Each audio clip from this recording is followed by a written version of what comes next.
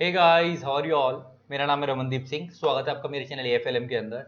And guys, आज जो मैं टॉपिक लेके आया हूँ, एक्चुअल में क्या है कि मेरे पास ना सीए फाउंडेशन के बच्चे बहुत हैं, इंटर के भी बहुत हैं, फाइनल के तो सीएम में सीएस मतलब सबके ही हैं ऑलमोस्ट, क्योंकि आप लोगों को पता है मैं सीएससी एससीएम में तीनों में डील करता हूँ और फाइनल लेवल तक ही करता हूँ। तो होता क्या है, जो नए नए बच्चे आते हैं ना फाउंडेशन वाले, वो बड़ा परेशान करते हैं और एक क्वेश्चन पूछते हैं कि सर क्या सेक्शन नंबर याद करने जरूरी हैं, क्या केस स्टडीज नाम या केस स्टडीज के नाम याद करने जरूरी हैं। और ये चीज फाउंडेशन वालों की नहीं है, कुछ बच्चे तो इंटर फाइनल में आ जाते तब भी उनको ये डाउट रहता ही है।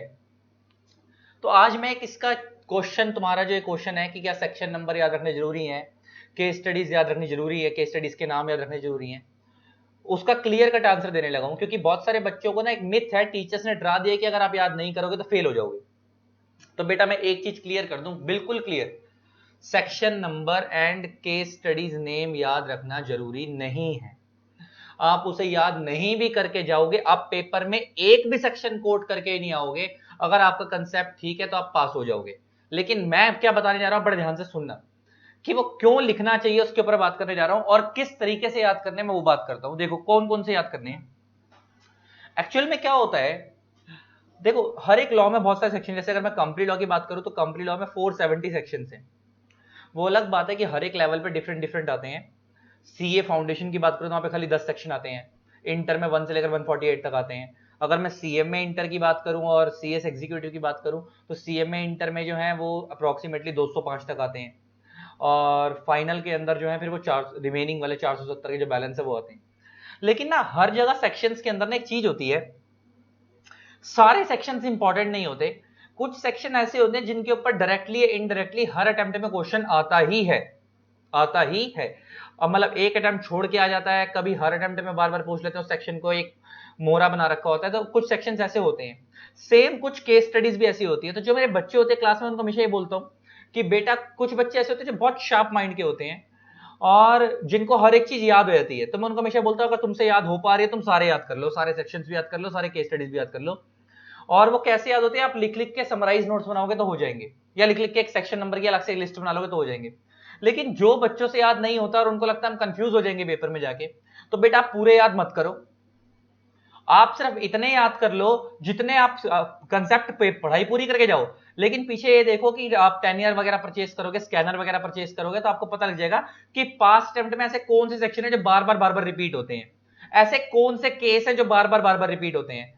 वो और आपके टीचर्स जब आपको पढ़ाते होंगे, आप मेरे से पढ़े हो या किसी से भी पढ़े हो, तो आपको बताते होंगे कि बेटा ये सेक्शन इंपॉर्टेंट है, ये वाला केस इंपॉर्टेंट है। तो सिर्फ जो इंपॉर्टेंट सेक्शन नंबर्स है ना, उनको याद कर लो, और जो इंपॉर्टेंट केस स्टडीज हैं उनको याद कर लो। जैसे तुम्हें अगर मैं बताऊं तो फाउंडेशन में कॉन्ट्रैक्ट एक्ट पढ़ाया जाता है, इंटर वाले बच्चों को पढ़ाया जाता है कई जगहों पे, तो अलग अलग कोर्सेज के अंदर। तो उसमें आपने मोरी बीबी का केस पढ़ा था, मोरी बीबी वर्सेस धर्मदास घोष, खान गट वर्सेस लखा सिंह, है ना, चिन्हैया रमैया कॉन्ट्रैक्ट एक्ट के केस थे। कंपनी लॉ में अगर मैं बात करूं तो सालोमन एंड सालोमन लिमिटेड, ऐसे बहुत सारे तुम्हारे पास जगह जगह केस मिलेंगे। एक वो था Ashbury Railway Carriage Company versus Riche, doctrine of ultra vires का केस था, इंटर वगैरह में आप लोगों को पढ़ाया जाता है कंपनी लॉ में।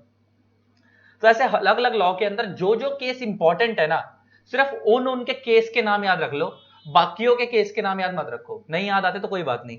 अगर बाकियों के केस के नाम याद नहीं है तो पेपर में अगर सपोज क्वेश्चन आ जाए और तुम्हें केस का नाम याद नहीं है, तो तुम कैसे लिखोगे मैं वो भी बता देता हूं। तो उसे स्टार्ट कैसे करोगे मैं वो बता देता हूं। जैसे मान लो सपोज तुम्हारे पेपर में किसी पर्टिकुलर की, देखो तुम्हें कंसेप्ट सारे पढ़ के जाने हैं। मैंने क्या बोला, केस के नाम सिर्फ उनके याद रखने ज्यादा इंपॉर्टेंट है, लेकिन जो केस के ज्यादा इंपॉर्टेंट नहीं है उनके फैक्ट्स तो पढ़ के जाने ही है। केस का नाम याद करो ना करो कोई फर्क नहीं पड़ता। मान लो अगर पेपर में कोई केस आ गया तो उस केस का नाम लिख देना। अगर कोई केस ऐसा आया जिसका नाम याद नहीं है और उसके फैक्ट्स याद है कि अंदर क्या हुआ था, तो पहले तो जो क्वेश्चन में पूछा गया है फैक्ट्स, उन्हीं को एक्सप्लेन कर दो, पहले जो क्वेश्चन के फैक्ट्स हैं। फिर नीचे एक्सप्लेनेशन लिखोगे। तो एक्सप्लेनेशन जब आंसर लिखना स्टार्ट करोगे तो ऐसे लिखोगे, in one of the decided cases, in one of the decided cases it was held that, it was held that. फिर उसके बाद केस का नाम, जैसे मान लो सालोमन का केस आ गया और तुम्हारे को सालोमन के केस का नाम याद नहीं है, और आपको पता है कि सालोमन के केस में सेपरेट लीगल एंटिटी के कंसेप्ट को डिस्कस किया गया था और उसमें कहा था सिक्योर्ड क्रेडिटर्स को प्रायोरिटी मिलेगी इंस्टेड ऑफ अनसिक्योर्ड क्रेडिटर्स। तो आप यहां पे लिख सकते हैं in one of the decided cases, in one of the decided cases it was held that that priority shall be made to the secured creditors first instead of unsecured creditors। पहले ऊपर जो क्वेश्चन में पूछा गया है सारी बात वो फैक्ट सारे यहां लिख दिए, dash dash dash X Y Z एक कंपनी है, वो बोलेगा ऐसे ऐसे हुआ, उनके क्रेडिटर्स ने ऐसे ऐसे कर दिया, भाई कंपनी वाइंडिंग कंपनी चली गई, अब बताओ प्रायोरिटी किसको मिलेगी, तो वो सारी बात तो इधर लिख दी फैक्ट्स में। उसके बाद अब इसका अब मिलेगी या नहीं मिलेगी वो प्रायोरिटी और किसको मिलेगी वो सारी बात एक्सप्लेनेशन में लिखोगे। और केस का नाम याद है तो ऐसे लिखो, अगर केस का नाम याद है तो लिखोगे ऐसे the facts of this case, तो स्टार्ट ऐसे करोगे answer, the facts of this case is similar to the case of Solomon versus Solomon, is similar to the case of Solomon versus Solomon, Solomon and Solomon Limited ऐसे लिख लो, Solomon and Company Limited, है ना। तो आप अगर answer याद है तो ऐसे लिखोगे the facts of this case is similar to the case of Solomon versus Solomon and Company Limited in which it was held that, in which it was held that, अगर केस का नाम याद है तो ऐसे आंसर स्टार्ट करोगे, अगर case का नाम याद नहीं है तो ऐसे आंसर स्टार्ट करोगे, in one of the decided cases it was held that, बात खत्म। केस है, डिसाइडेड है, किसने डिसाइड करा हमें नहीं पता जी, Supreme Court, High Court, case का नाम क्या था जी हमें नहीं पता, डिसाइडेड केस था, बात खत्म, इट वाज हेल्ड दैट, और हमने लिख दिया। तो बड़े समझदारी से आपने आंसर लिखकर स्टार्ट कर दिया और उसके बाद आपको वो नंबर मिलेंगे और आपके अंदर केस के फैक्ट्स तो आपको याद रहेंगे, क्योंकि आप इतनी बार जब पढ़ के जाओगे तो आपको केस के फैक्ट्स याद हो जाएंगे, उस केस में हुआ क्या था। मेजरली बच्चों के साथ क्या होता है कि केस के फैक्ट्स याद होते हैं, केस में हुआ क्या था, केस का नाम याद नहीं आता, तो ऐसे स्टार्ट करोगे, केस का नाम याद है तो ऐसे लिखोगे। तो बच्चा बोलता है कि केस का नाम याद करना जरूरी है, तो उसका क्लियर कट आंसर है बेटा केस का नाम, सेक्शन का नंबर याद करना जरूरी नहीं है। लेकिन तुम खुद सोचो, तुम अगर चेक करो, तुम्हारे को पेपर चेक करो, तुम्हारे को पेपर चेक करने के मिले हैं, एक बच्चा तुम्हारे को हर चीज को सेक्शन लिख लिख के दिखा रहा है और एक बच्चा तुम्हारे को हर एक चीज के केस नंबर लिख लिख के दिखा रहा है और एक बच्चा खाली ऐसे स्टार्ट कर रहा है as per prescribe section, as per prescribe case, ऐसे ऐसे करके स्टार्ट कर रहा है, उसके सारे आंसर में ऐसे दिख रहा है, तो आप ऑटोमेटिक इस वाले बच्चे को नंबर ज्यादा दोगे क्योंकि इसका एक अलग इंपैक्ट जा रहा है। तो इसलिए सेक्शन नंबर याद करना जरूरी होता है कि आपको कहीं ना कहीं एज मिलता है। फर्क ये होगा अगर इस बच्चे को जिसने केस नंबर सेक्शन नंबर सब याद रखा हो सकता है उसको 5 में से 5 मिले और तुम्हारे को 5 में 4 मिले, सिर्फ इसी वजह से तुम्हारा एक नंबर कटे क्योंकि तुम लोगों ने केस नंबर सेक्शन नंबर याद नहीं करा। तो इसीलिए जो टीचर्स बोलते हैं कि पूरा याद करना है तो नो डाउट वो कहीं ना कहीं ठीक है, लेकिन अगर पूरा याद नहीं होता तो मैं बता रहा हूं कि अगर केस नंबर सेक्शन नंबर याद नहीं होते हैं तो आप ऐसे लिख के आ सकते हो। अच्छा सपोज अगर सेक्शन याद है, अगर सपोज कोई सेक्शन पूछ लिया, प्राइवेट कंपनी का पूछ लिया और तुम्हें सेक्शन याद है तो तुम ऐसे लिखोगे एज पर सेक्शन 2 क्लॉज 68, क्योंकि प्राइवेट कंपनी 68 है, of companies act 2013, of companies act 2013, फिर ऐसे आंसर स्टार्ट करोगे। अगर तुम्हें सेक्शन नंबर याद नहीं है तो एज पर दो तरीके से लिख सकते हो, as per relevant provisions of company act 2013, या तो ऐसे आंसर स्टार्ट कर सकते हो अगर सेक्शन नंबर याद नहीं है तो। मतलब ये तो मैं तो कंपनीज एक्ट के हिसाब से बता रहा हूं, कोई भी एक्ट हो, अगर कॉन्ट्रैक्ट एक्ट का क्वेश्चन है तो as per relevant provision of contract act 1872, companies act 2013, या फिर ऐसे लिख सकते हो as per prescribe section of companies act 2013, prescribe section of companies act 2013, ऐसे करके आंसर स्टार्ट कर सकते हो अगर सेक्शन नंबर याद नहीं है तो कोशिश ये करना है जितने इंपॉर्टेंट सेक्शन और केस नंबर है वो याद कर लेना, वो लिख के आना पेपर में जरूर, उससे इंपैक्ट अच्छा पड़ता है। और अगर कुछ क्वेश्चन के आंसर नहीं आते हैं, मतलब सेक्शन नंबर याद नहीं है, फॉर्म नंबर याद नहीं है, तो इस तरीके से लिख सकते हो, सेक्शन नंबर याद नहीं है तो ऐसे लिख सकते हो, केस नंबर याद नहीं है तो ऐसे, केस का नाम याद नहीं है तो ऐसे लिख सकते हो। लेकिन कोशिश करना जितने हो जाए वेल एंड गुड है, जितने नहीं हो रहे हैं तो फिर उस पर ज्यादा पेन लेने की जरूरत नहीं है।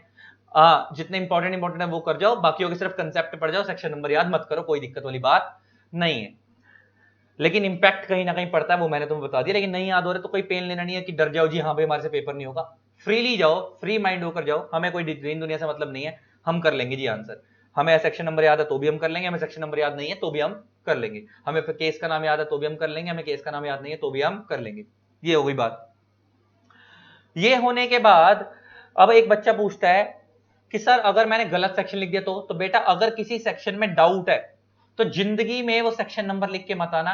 कई बार ऐसा होता है कि तुम्हें कंसेप्ट आता होता है, क्वेश्चन उसने पूछा, सेक्शन नंबर याद नहीं हो रहा तो कंफ्यूजन होती है। सपोज तुमको सेक्शन लिखना था 2 क्लॉज 68, तुमने लिख दिया 2 क्लॉज 88, तो होगा क्या, वो अंदर का आंसर पड़ेगा ही नहीं, वो पहले जीरो दे देगा, क्योंकि वो एक गलती नहीं है, वो दो गलती है। जिसका सेक्शन लिखना था वो लिखा नहीं, किसी और का सेक्शन लिखा, और किसी और का सेक्शन लिख के कंसेप्ट फिर उसका वाला नहीं समझाया, पुराना वाले दूसरे सेक्शन का कंसेप्ट समझा दिया, तो कंसेप्ट किसी और का, सेक्शन किसी और का, तो वो जीरो ही मिलेगा।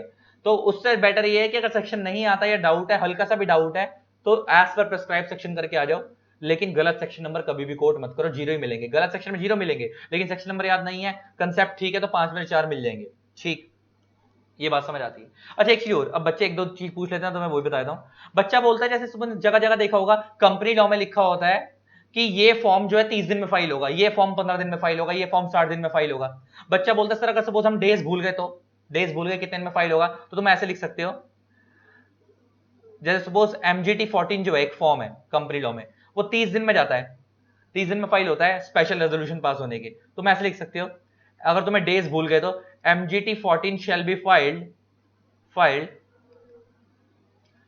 within stipulated time period, within stipulated time period। stipulated time period का मतलब होता है, stipulated means which is mentioned in the act।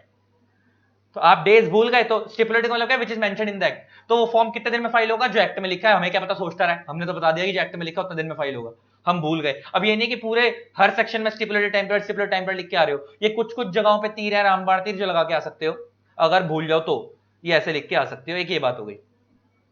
Next, अगर तुम सपोज फॉर्म नंबर भी भूल जाओ, तुम्हें फॉर्म नंबर भी याद नहीं आ रहा, तो तुम ऐसे लिख सकते हो, prescribe form shall be filed to the ROC, prescribe form shall be filed to the ROC। और सपोज तुम लोग डेज भी भूल गए कितने में फाइल होगा, और फॉर्म नंबर भी भूल गए, तो ऐसे लिख सकते हो, prescribe form shall be filed to the ROC within stipulated time period. वही लाइन जुड़ गई आगे, कितने दिन में फाइल होगा वो भी हमने क्या लिख दिया, ना तो हमें डेज पता है ना हमें फॉर्म पता है। तो ये ऐसे भी लिख के आ सकते हो, लेकिन ये कुछ कुछ जगहों पे लिख के आ सकते हो, ये नहीं पूरा पेपर इसी से भर दो। कोशिश ये करो form number, case number, section number याद होने चाहिए। नहीं याद हो रहे हैं तो उसके लिए तुम्हें मैंने तरीका बता दिया, इस तरीके से कर सकते हो, लेकिन अपने ऊपर बर्डन नहीं लेना कि नहीं याद हो रहा तो मैं फेल हो जाऊंगा, ऐसा कुछ नहीं है। ठीक, और ये सारी बात हो गई। लिखना कैसे मैंने बताया थोड़ा बहुत, आंसर्स को प्रेजेंट कैसे करिए, तो स्टार्ट कैसे करना है वो बताया, आंसर को किस तरीके से प्रेजेंट करना है उसके ऊपर कभी अलग से वीडियो बना दूंगा। केस स्टडी आएगी तो कैसे लिखना, स्ट्रेट फॉरवर्ड आएगा तो कैसे लिखना। थोड़ा टाइम का मेरे ऊपर कंस्ट्रेंट चल रहा है, बाउंडेशंस बहुत ज्यादा है, रिस्पॉन्सिबिलिटी आजकल बहुत ज्यादा बड़ी पड़ी है, तो ठीक है, तो करेंगे, वो भी जल्दी बनाएंगे। आई होप आपको मजा आया होगा ये वीडियो देख के, बहुत सारी चीज लर्निंग मिली होंगी। सेक्शन नंबर, केस नंबर याद करना नहीं करना वो सब आपको समझ आ गया। और याद करने के लिए क्वेश्चन कोशिश ये करो कि 2-3 ना 4-5 जो एक रजिस्टर का डबल पेज होता है, 4-5 पेज निकालो डबल डबल, और शीट्स बना लो, उसमें लिख लो हाँ भाई ये वाला फॉर्म नंबर दिस इस चीज के लिए फाइल होता है, एक लाइन के अंदर इतने दिन में फाइल होता है, खत्म। ये वाला फॉर्म इस चीज के लिए फाइल होता है, इसमें फाइल होता है। नेक्स्ट, कौन सा केस इंपॉर्टेंट है, उस केस का नाम डाला, और उस केस के 2 लाइनों में फैक्ट्स लिख लिए कि अल्टीमेटली उस केस में हुआ क्या था। जैसे सालोमन का केस तो बहुत बड़ा था, 2 पेज का केस था। सालोमन का केस के अंदर ये हुआ था कि क्रेडिटर ने कितना पैसा लगाया, शेयर होल्डर्स ने कितना लगाया, वगैरह वगैरह, वो सब याद नहीं करना। अल्टीमेटली केस का नाम, और आखिरी में क्रक्स क्या था कि प्रायोरिटी सिक्योर्ड को मिलेगी इंस्टेड ऑफ अनसिक्योर्ड क्रेडिटर्स, तो सिक्योर्ड क्रेडिटर्स को प्रायोरिटी मिलेगी, उसका क्रक्स है, 2 लाइन में लिख के छोड़ दिया। तो ऐसे अपने समराइज नोट्स बनाओ छोटे छोटे, जिसमें सेक्शन नंबर लिख वगैरह के याद करो, हो जाएगा। और नहीं याद आते तो कैसे लिखना है वो मैंने बता दिया। बाकी आई होप, और ये वीडियो सीए का बच्चा हो, सीएस का, सीएमए का, सबके लिए आई होप आपको वीडियो अच्छी लगी होगी। इसी तरीके से वीडियोस को प्यार देते रहें। Keep loving, keep supporting, thanks a lot, bye bye.